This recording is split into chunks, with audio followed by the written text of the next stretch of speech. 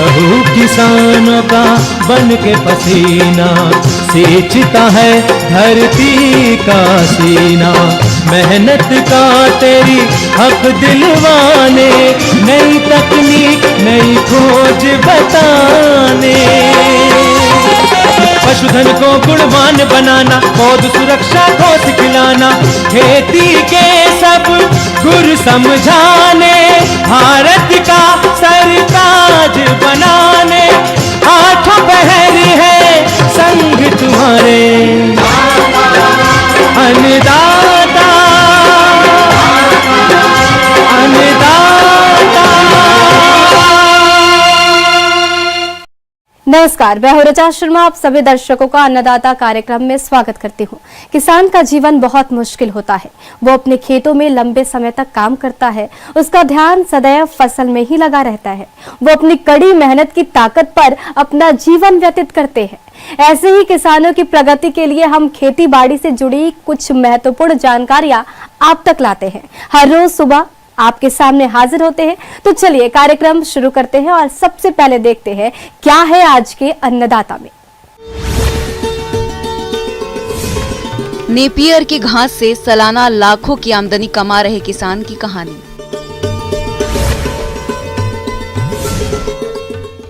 अरहर की फसल में लगने वाले रोगों की रोकथाम के उपाय। किसान भाइयों, आज तक आपने खेती बाड़ी के क्षेत्र में सब्जियों, फलों और कृषि सहव्यवसायों से अच्छी आमदनी कमा रहे किसानों के बारे में सुना होगा। लेकिन आज हम आपकी मुलाकात एक ऐसे किसान से करवाने जा रहे हैं जो नेपियर घास की खेती करके सालाना लाखों रुपए की आमदनी कमा रहे हैं। झारखंड के जमशेदपुर के गांव गौड़गौड़ा में रहने वाले किसान नरेश किस्क नेपियर घास की खेती करते हैं और इससे अच्छा लाभ कमा रहे हैं। चलिए जानते हैं इनकी सफलता की कहानी।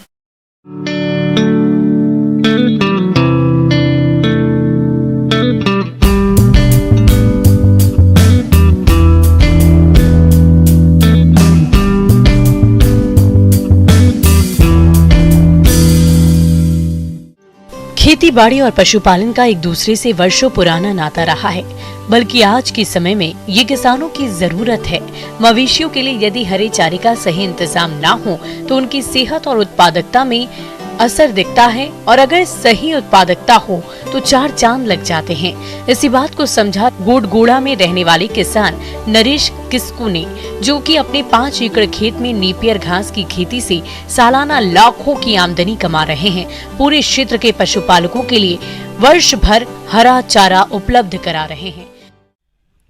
मैं बहुत पहले से खेती से जुड़ा हुआ हूँ, लेकिन पहले सब्जी का भी खेती करता था, लेकिन सब्जी का खेती से उतना हमको बेनिफिट नहीं मिलने का कारण हम नेपियर के ओर झुकाव आए। तो हमने पहले ट्रायल पे ही कुछ नेपियर का डंटे मंगा करके लगाया। 50 पौधा से शुरू किया था। ये वेराइटी जो आप देख रहे हैं ये C04 है। इसका हम तो शुरुआत करेंगे लगाने से ही। ये लगाने का अवधि जो होता है सबसे अच्छा दिसंबर से जनवरी में इसका बिचड़ा कटिंग लगाया जाता है। हार्वेस्ट होने में 3 महीना का पहला समय लेता है और ये सालों भर में आपका 4 से 5 कटिंग हमको मिल जाता है। इन्होंने बताया कि नेपियर घास की खेती हर तरह की मिट्टी में होती है, इससे ज्यादा सिंचाई की जरूरत नहीं होती, इसलिए हरे चारे की लागत भी कम बैठती है। इसे एक बार लगाने के बाद 4-5 साल तक लगातार हरा चारा मिलता रहता है। नेपियर घास की पहली कटाई जहां 65 से 70 दिनों में करते हैं, वहीं इसके बाद हर एक 40-45 दिन पर कटाई कर सकते हैं। इनका कहना है कि कम पानी और मिट्टी से कम पोषक तत्वों की अपेक्षा रखने वाली नेपियर भूमि संरक्षण के लिए बहुत अच्छी होती है। इस बहुवर्षीय चारे को पड़ती जमीन और एकल फसली खेतों में भी आसानी से उगा सकते हैं। सबसे पहले थोड़ा सा मिट्टी अगर उठा दिया जाए, उठा मतलब कि मेढ़ी उसमें तैयार कर दिया जाए तो उसमें और बेहतर होता है। इसलिए हम लोग जो है कोशिश करते हैं कि वो सिंचाई में थोड़ा सा दिक्कतें आ सकती है, इसलिए इसको पहले मेढ़ी को उठा करके ही हम लोग करते हैं। उसका दूरी जो होगा आपका लाइन टू लाइन 3 फीट का रहेगा रहता है। 2 से 2.5 फीट उसका पौधे का दूरी हम लोग लगाते हैं। और इसमें कटिंग जो आता है 2 गुट्ठा में हम लोग इसको कटिंग करके लगाते हैं। तो लगाने के समय ध्यान हम लोग और भी जाता है, जैसे कुछ कंपोस्ट गोबर अगर दे देते हैं तो बहुत बेहतर रहता है। और उसके बाद थोड़ा सा पौधा बढ़ गया तो उसके बाद फिर हम लोग दोबारा उसको पौधे पे अच्छा से उसको भर देते हैं, जो कि वो विकास करने में और तेज भी हो, प्लस इसमें झाड़ जो आता है वो काफ़ी झाड़ आने में उसको आसानी हो जाता है। इसमें खाद दवाई तो जैसे हम लोग गोबर का खाद डालते हैं, उसके बाद एक्स्ट्रा हम लोग कुछ रासायनिक को छोड़ करके compost, vermi compost, waste decomposer, केचुआ खाद, यही सब वगैरह डालते हैं। अच्छा, इसमें और एक बात हम कहना चाहेंगे, इसमें कोई कीड़ा का प्रकोप नहीं होता है। और ये इसका अवधि पहला जो हार्वेस्टिंग का समय आता है ये 70 दिन पहला कटिंग, दूसरे कटिंग में आपका वही 45 से 50 दिन के तक में ये कटना चल रहा है। तो अभी हमारा जो है ये खेती कुछ लगाया भी है और कुछ अभी कटिंग भी हो रहा है, कुछ कटिंग भी हो चुका है। नरेश बताते हैं कि नेपियर घास की कटाई के वक्त करीब 6 इंच का पेड़ जमीन में ही लगा हुआ छोड़ना चाहिए। प्रत्येक कटाई के बाद सिंचाई जरूरी है। बुआई और हर एक कटाई के बाद निराई गुड़ाई करके खरपतवार को हटाते रहने से फसल की बढ़वार अच्छी होती है। इनका कहना है कि नेपियर घास को 1.5 मीटर ऊंचा होने पर काट लेना चाहिए, क्योंकि इससे बड़े पौधे के तने सख्त तथा ज्यादा रेशेदार होने लगे हैं और पशुओं को वो कम पसंद आते हैं। हाँ, कुल हमारा जो है 5 एकड़ में अभी खड़ा है, कर रहे हैं। और कुल हमारा इसमें इन्वेस्टमेंट जो आता है प्रति एकड़ लगभग 10 से 15 हज़ार लगभग खर्चा। और हमको इसमें 5 रुपया किलो के हिसाब से हमको मिल जाता है 1.25 लाख से 1.5 लाख लगभग फर्स्ट कटिंग में, एक ही कटिंग में।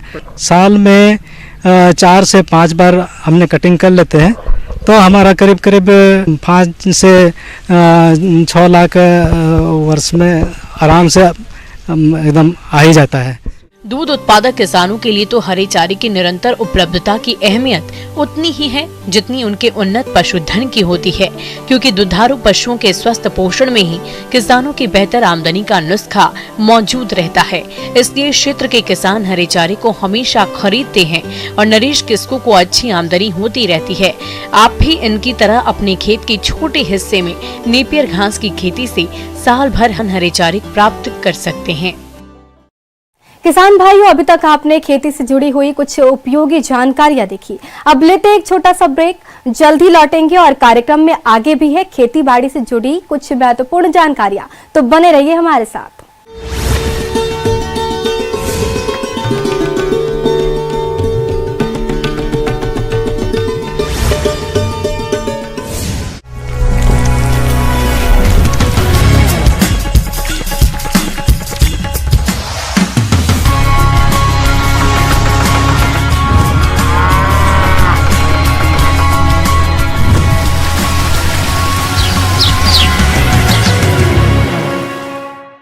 ब्रेक के बाद आप सभी दर्शकों का अन्नदाता में स्वागत है। चलिए अब रुक करते हैं अगली कड़ी की ओर।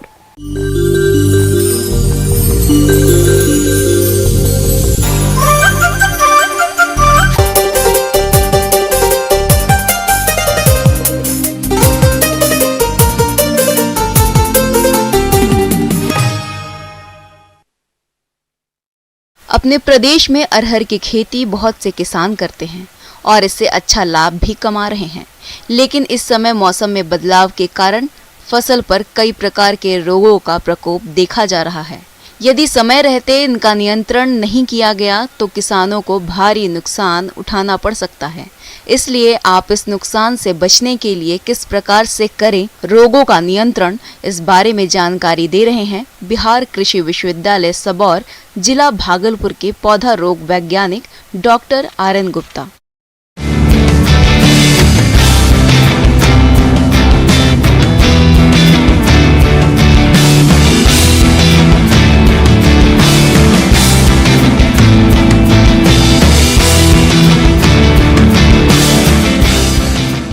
जैसा कि सब जानते हैं कि अरहर जो है हमारे लिए एक महत्वपूर्ण दलहनी फसल है और ये फसल जो है काफ़ी हमारा एरिया इसका कम रहा है क्योंकि ये लंबी अवधि के पौधे होते हैं, लेकिन इसके गुणवत्ता बहुत ज़्यादा हैं और इसकी जो है महत्व भी ज़्यादा है।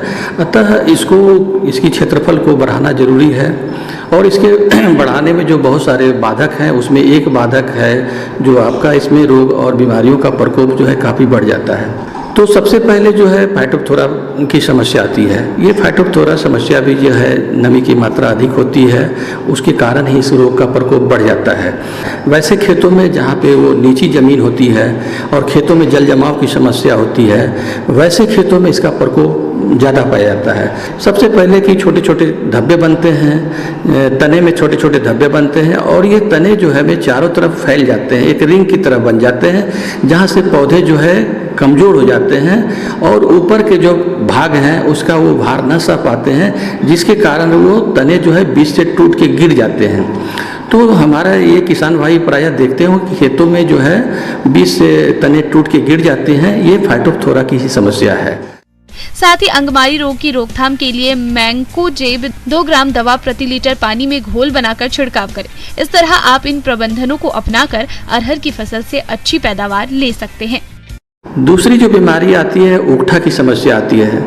ये उकठा रोग जो है ये काफ़ी हानिकारक रोग है। ये प्रारंभिक अवस्था में भी लगती है और बाद की अवस्था में लगती है।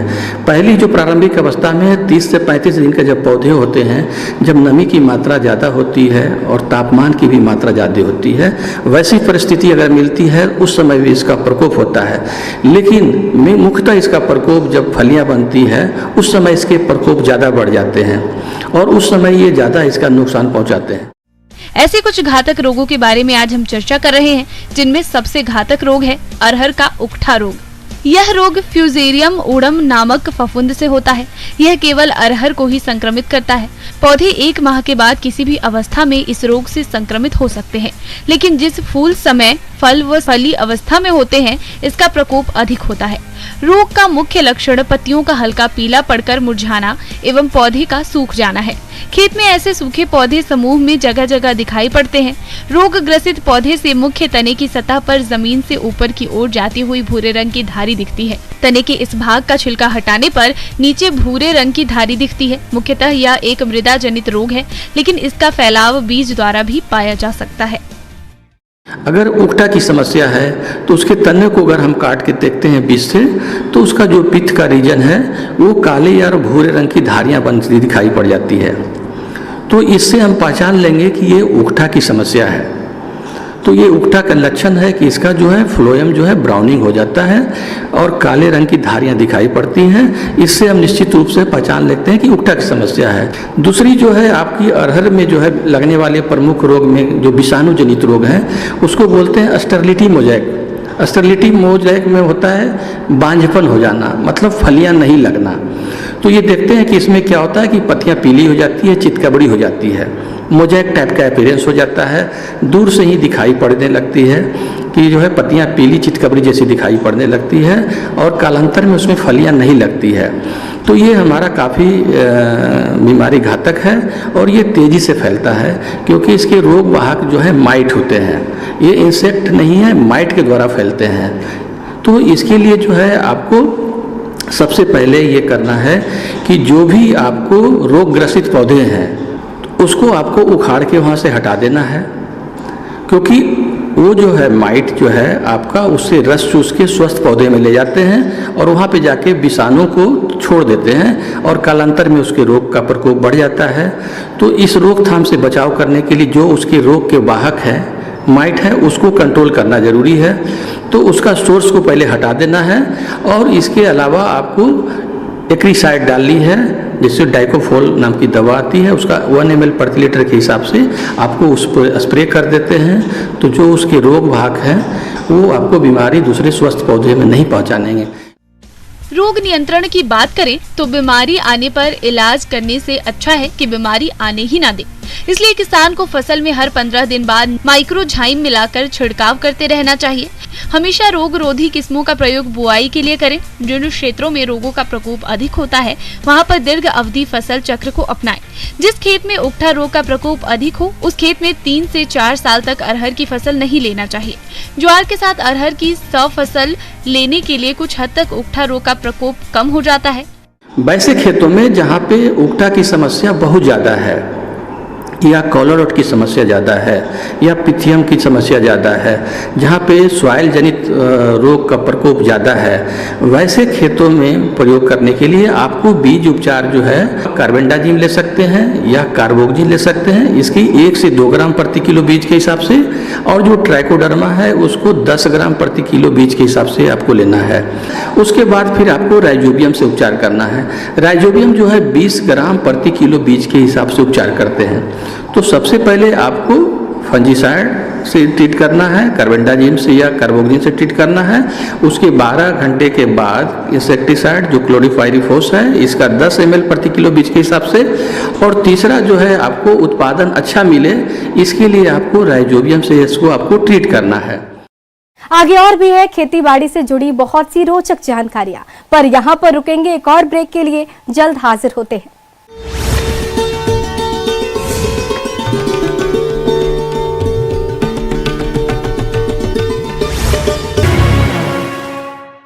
ब्रेक के बाद एक बार फिर से आप सभी दर्शकों का अन्नदाता कार्यक्रम में स्वागत है। बढ़ते हैं अगली प्रस्तुति की ओर।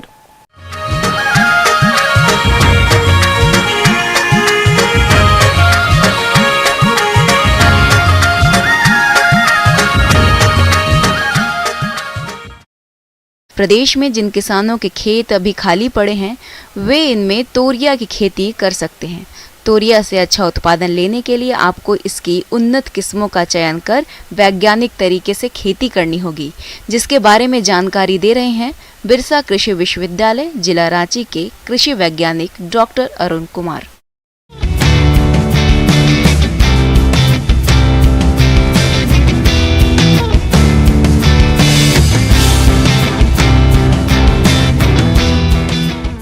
तोरिया की खेती के बारे में बताना चाहूँगा। देखिए, झारखंड में इस समय पिछले साल के आंकड़े के अनुसार करीब 4 लाख हेक्टेयर सरसों एवं तोरिया का क्षेत्रफल है।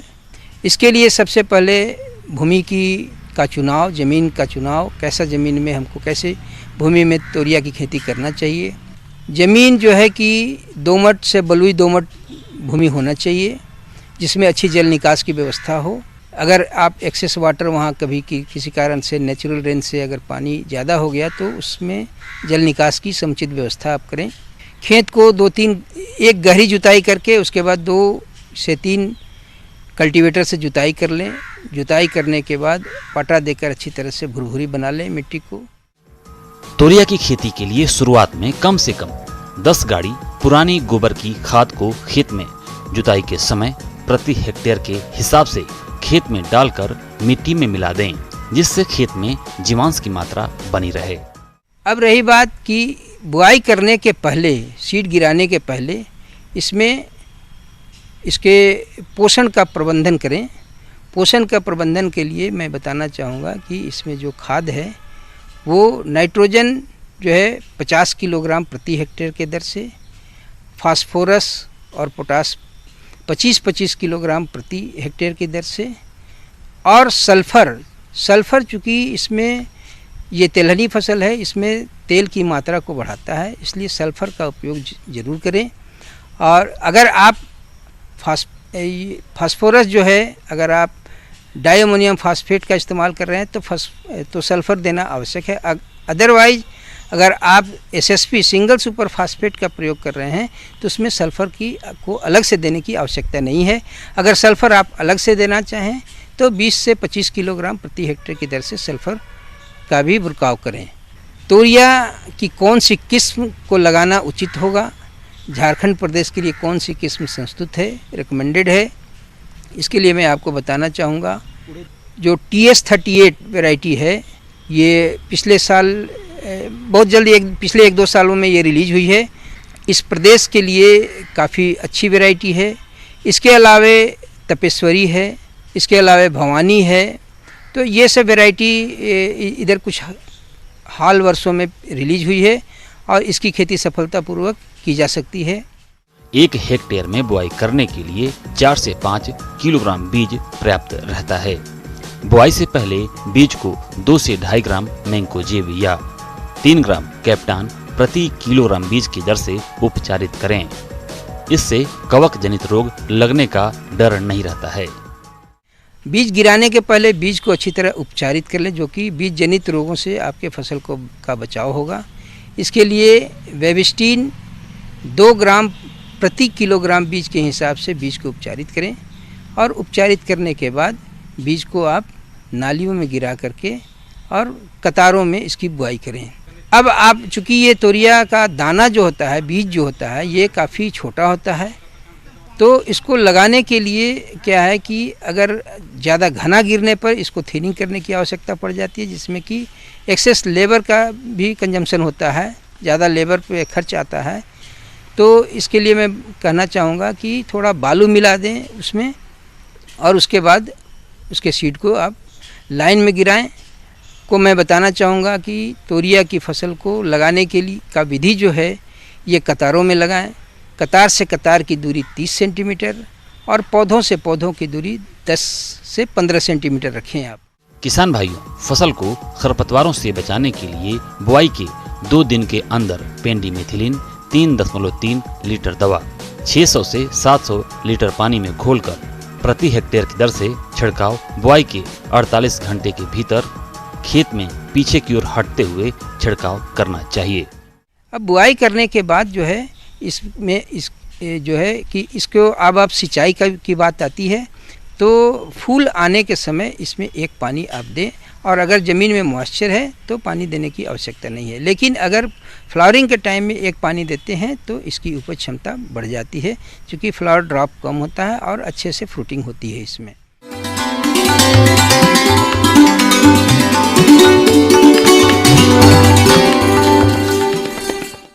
अन्नदाता हेल्पलाइन निःशुल्क फोन संपर्क सेवा के माध्यम से आपके द्वारा पूछे गए प्रश्नों में से 1 या 2 महत्वपूर्ण प्रश्न को हम अपने कार्यक्रम में शामिल करते हैं।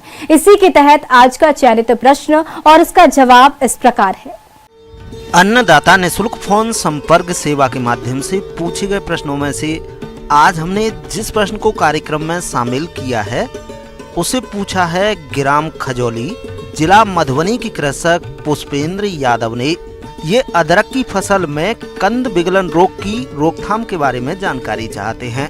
तो पुष्पेंद्र यादव जी, आपकी जानकारी के लिए प्रस्तुत है कार्यक्रम का ये अंश। किसान भाई जोहार, आप अगर अदरक की खेती अभी कर रहे होंगे तो आपके फसल 1.5 से 2 महीने के आसपास के हो रहे होंगे। राइजोम है, प्रकंद हम लोग हिंदी में कहते हैं, उसमें गलने की समस्या होती है या वो सड़ जाता है। हम लोग इसको प्रकंद सड़न रोग कहते हैं। ये अमूमन जो है सो आपको फफूंद से भी होता है और बैक्टीरिया से भी होता है। इस रोग के कारण तने पर जमीन की सतह के पास जलसिक्त धब्बे या पतली लंबी धारियां दिखाई देती हैं। प्रभावित तना व प्रकंद चिपचिपा हो जाते हैं तथा उनसे दुर्गंध आती है। तने को आसानी से खींचकर प्रकंद से अलग किया जा सकता है। यदि प्रभावित प्रकंद के एक छोटे टुकड़े को साफ पानी में थोड़ी देर रखें तो पानी का रंग गंदला या दूधिया हो जाता है।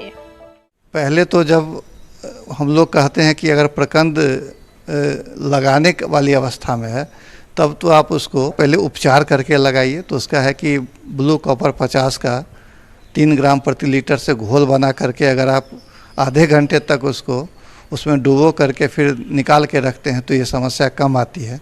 और दूसरा एक है कि ये इसमें जो बीमारी आती है ये पीथियम के से भी आती है। पीथियम भी एक फफूंद है। पहचानेंगे कैसे?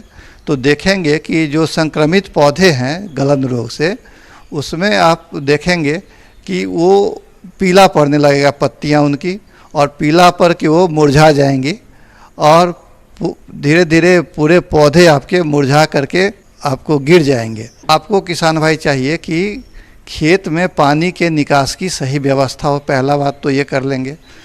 खड़ी फसल में जल निकासी की व्यवस्था के बाद आप एक है रीडोमिल MZ करके दवा है 1.5 ग्राम दवा 1 लीटर पानी में घोल बना करके छिड़काव जो करेंगे, तो उस छिड़काव में देखेंगे जड़ के पास की मिट्टी भी भीग जाए, इस तरह से नोजल रखेंगे।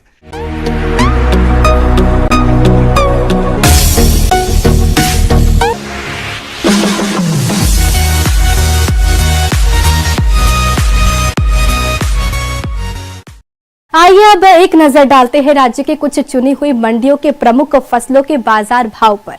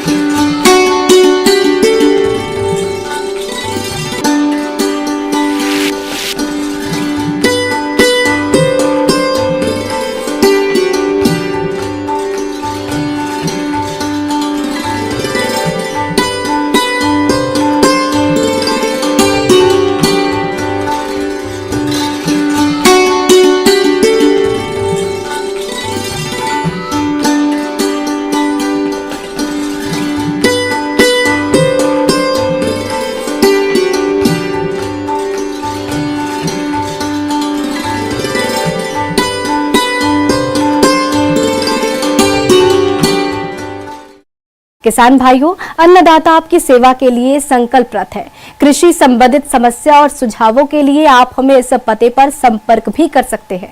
प्रोड्यूसर अन्नदाता, news 18 Bihar Jharkhand, Ramoji film city, Hyderabad 501512।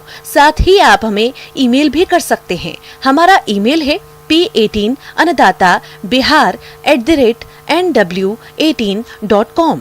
इसके अतिरिक्त आप हमें निशुल्क हेल्पलाइन नंबर 180088921663 पर सोमवार से शनिवार सुबह 10 से शाम 4 बजे के बीच संपर्क कर सकते हैं। किसान भाइयों, अब समय हो रहा है आपसे विदा लेने का, तो हमारी अन्नदाता टीम को दीजिए इजाजत। कल फिर आपसे होगी मुलाकात कृषि संबंधित कुछ और महत्वपूर्ण जानकारियों के साथ। नमस्कार।